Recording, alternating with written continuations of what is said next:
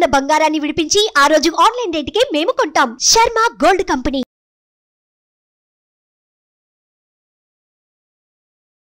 నమస్తే, welcome to Suman TV. నేను మీ యామ్ని. ప్రస్తుతం మనతో ఉన్నారు ప్రముఖ ఆధ్యాత్మికవేత్త, ప్రముఖ జ్యోతిష వాస్తు పండితులు ముల్లపూడి సత్యనారాయణ మూర్తి గారు ఉన్నారు. గురువుగారితో మాట్లాడి మనకున్న సందేహాల గురించి అడిగి తెలుసుకుందాం.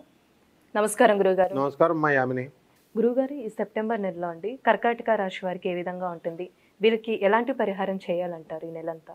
కర్కాటక రాశి వాళ్ళకి బ్రహ్మాండంగా ఉందమ్మా. వీళ్ళకి లాభంలో గురుడు, తర్వాత అష్టమ శని నడుస్తున్నాడు. ఇది ఒకటే కొంచెం ప్రాబ్లం వక్రించి. మిగతాది రాహు బాగానే ఉన్నాడు కుంభరాశిలో. తర్వాత ఈ యొక్క జన్మరాశిలో బుధుడు, తర్వాత ధన తృతీయాధిపత్యంలో తృతీయ స్థానాల్లో రవి, తర్వాత 3-4 ఏళ్లలో శుక్రుడు, మరి 3వ ఇంట్లో కేతువు. ఈ విధంగా గ్రహస్థితి ఉంది. దీనివల్ల ఈ యొక్క కర్కాటక రాశి వాళ్ళకి ఇది చాలా బాగుంటుంది. ఏంటంటే ఫారిన్ సంబంధమైనటువంటి వ్యవహారాలు, ఎక్స్పోర్ట్స్, ఇంపోర్ట్స్, బిజినెస్లు బ్రహ్మాండంగా ఉంటాయి.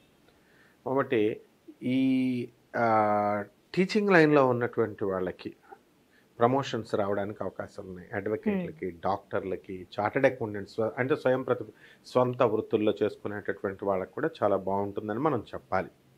అలాగే వృత్తి, వ్యాపార, ఉద్యోగ విషయాల్లో చాలా బాగుంటుంది.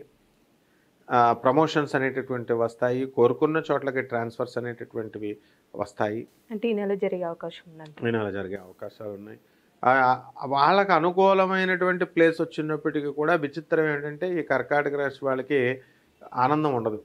అంటే ఇంకా సాటిస్ఫాక్షన్ అనేటటువంటిది రప్పించుకోవాలి.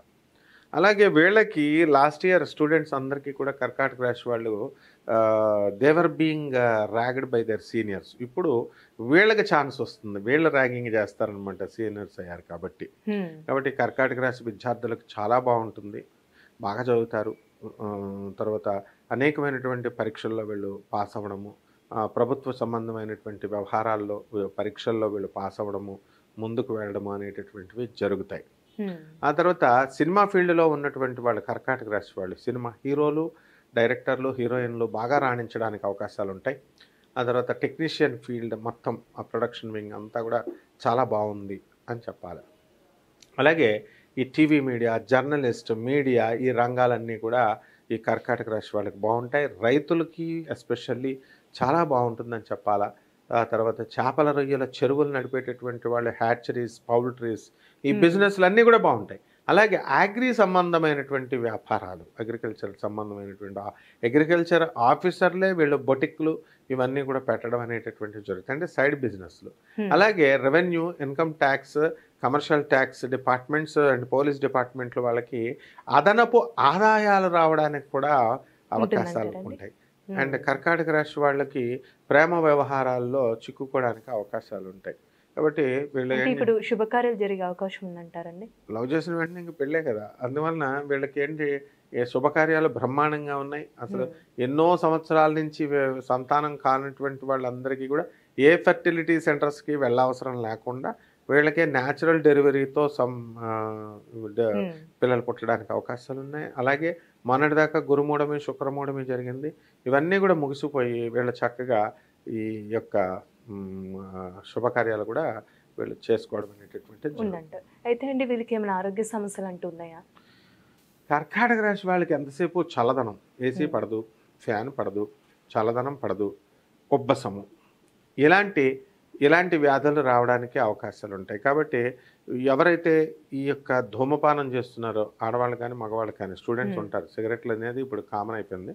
So they should stop immediately అనమాట. అలాగే ఇలాంటి లంగ్స్కి సంబంధించినటువంటి ఇన్ఫెక్షన్స్ రావడానికి అవకాశాలు ఉంటాయి. అంటే ఇది మినహా మిగతా అనారోగ్య సమస్యలు ఏమి రావు. ఇది ఒకటే కంట్రోల్ చేసుకుంటే సరిపోతుంది. ఇప్పుడు కోర్టు సమస్యలు ఉన్న వాళ్ళు ఉంటారండి, వాళ్ళకి ఎలా ఉంటుంది అసలు? కర్కాటక రాశి వాళ్ళకి చాలామంది పాపం కోర్టు సమస్యల్లో ఉన్నారు. అవి ఇంకా పెండింగ్లోనే ఉంటాయి. ఇంకా అటు ముందుకు వెళ్ళనివాడు, వెనక్కి వెళ్ళినవాడు. కోర్టు అంటేనే మనకి అలా ఊగేసలాడుతూ ఉంటుంది. కాబట్టి వాళ్ళకి ఇంకా కొంచెం టైం పడుతుంది అన్నమాట ఈ యొక్క కోర్టు సమస్యల్లో. కానీ అనుకూలంగా వీళ్ళకి అనుకూలంగా రావడానికి భవిష్యత్తులో అవకాశాలు కొంతమందికి ఉన్నాయంటారు. అయితే అండి రాశి వారికి సంబంధించిన ఎలాంటి పరిహారం చేస్తూ మంచిదంటారు? వీళ్ళకి ఈ యొక్క శని బలం లేదు వీళ్ళకి, అష్టమ శని. కాబట్టి శని జపం చేసుకోవాలి, శని స్తోత్రాలు చదవాలి. శనికి కిలో పావు తెల్లలంటే నువ్వుల్ని, తర్వాత నల్లని వస్త్రాన్ని ఇచ్చి పేద బ్రాహ్మణులకి శనివారం నాడు ఉదయం 8 గంటలకి దానం చేయాలి. ఆ తర్వాత మళ్ళా ఈ దశమహావిద్యల్లో ఒకటైనటువంటి మహాకాళి అమ్మవారి యొక్క హోమాన్ని వేడెళ్లలో జరిపించుకోవడం ద్వారా చాలా బాగుంటుంది. అంతేకాదు ఈ యొక్క శనీశ్వరుడికి దేవాలయం చుట్టూ తిరగాల. నవగ్రహ దేవాలయం చుట్టూ తిరుగుతూ శనీశ్వరుని ముట్టుకోకూడదు అంటారు. అవేమీ కాదు, చక్కగా ఆ తైలాన్ని తీసుకుని అభిషేకం చేసుకోవాలా. చేసుకొని శనీశ్వరుని జగద్గురు రూపంలో వీళ్ళు చూడాలి.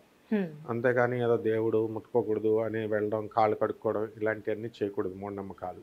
సో శనీశ్వరుడికి ఓం శనేశ్వరాయ నమః అన్న మంత్రంతో స్వామివారికి జగద్గురువుగా ఆయన్ని అంగీకరించి మనం ప్రదక్షిణాలు ఒక 9 ప్రదక్షిణాలు 8 ప్రదక్షిణాలు చేసుకొని మనం చక్కగా బెల్లాన్ని అక్కడ శనీశ్వరుడికి నివేదన చూపించి మనము వచ్చేసి పరమేశ్వరుడికి దర్శనం చేసుకొని అక్కడ ఎలాగో ఏదో ఒక కృష్ణుడి గుడో లేకపోతే ఈశ్వరుడి గుడిలోనే ఎక్కువ నవగ్రహాలు ఉంటాయి, స్వామివారిని దర్శించుకొని వచ్చేయచ్చు.